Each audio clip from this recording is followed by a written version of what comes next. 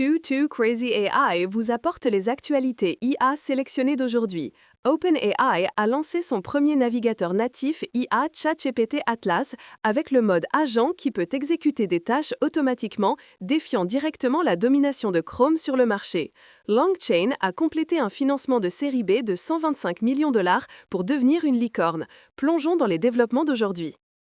OpenAI a annoncé aujourd'hui le lancement de ChatGPT Atlas, un navigateur révolutionnaire qui place l'assistant IA au centre de l'expérience de navigation.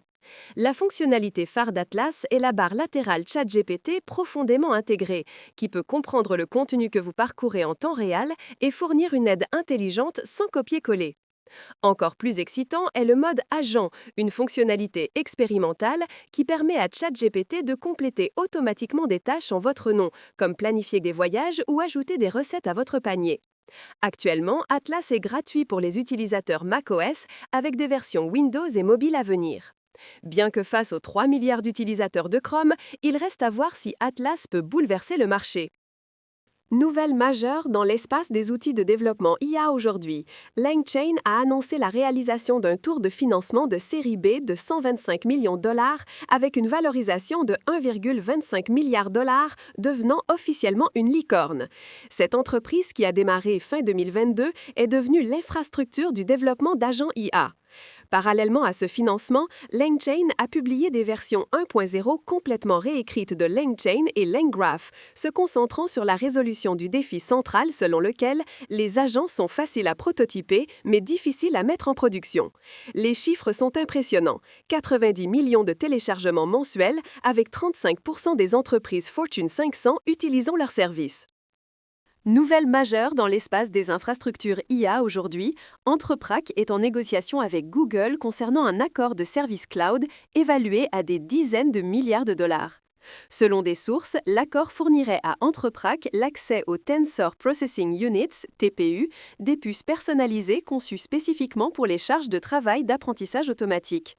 Notamment, Google est déjà un investisseur et fournisseur cloud pour Entreprac, ayant investi environ 3 milliards de dollars, tandis qu'Amazon a également engagé environ 8 milliards de dollars. Cet accord potentiel a immédiatement déclenché des réactions du marché. L'équipe Qwen d'Alibaba a publié aujourd'hui la série de modèles multimodaux Qwen 3VL, offrant des tailles de paramètres 2B et 32B, chacune avec des versions Instruct et Thinking. Le plus frappant est l'affirmation audacieuse de l'équipe, Qwen 3VL 32B surpasse complètement GPT-5 Mini et Claude 4 Sonnet sur plusieurs benchmarks incluant STEM, VQA, OCR, compréhension vidéo et tâches d'agent.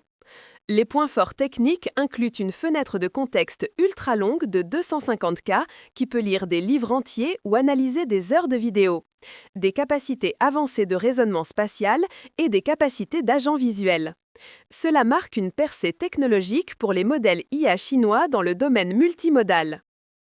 Google a déployé aujourd'hui une mise à jour majeure d'AI Studio, introduisant l'expérience révolutionnaire Vibe Coding. Qu'est-ce que Vibe Coding ? En termes simples, c'est le développement d'applications en langage naturel. Vous entrez simplement, construire un assistant de planification de jardin ou créer un chatbot générateur d'images et la plateforme génère automatiquement une application web pleinement fonctionnelle en 65 secondes. Encore mieux, vous pouvez déployer sur Google Cloud Run en un clic et obtenir immédiatement une URL en direct pour le partage et les tests. La plateforme intègre les capacités d'édition d'images de Gemini 2.5 Pro et de génération vidéo VO. Cette mise à jour est largement considérée comme Google se préparant pour le lancement à venir de Gemini 3.0.